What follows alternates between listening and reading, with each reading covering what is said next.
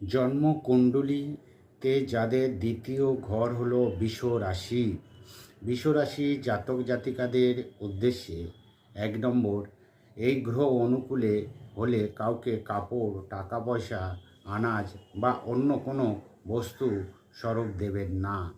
2 নম্বর, মন্দির অথবা ধর্মস্থানে কোনো ধার্মিক কাজ করবেন না। 3 নম্বর হলো কারোর থেকে কোনো প্রকার দান নেবেন না।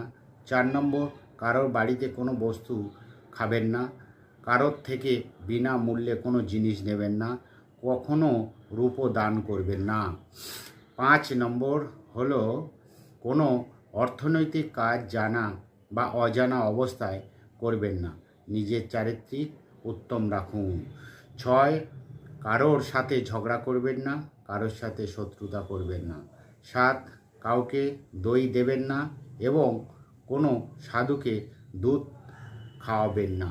তাহলে বৃষ রাশির জাতকদের সুফল মিলবে। জয় মা কামাখ্যা, জয় মা কাল, জয় মহাকালের জয়।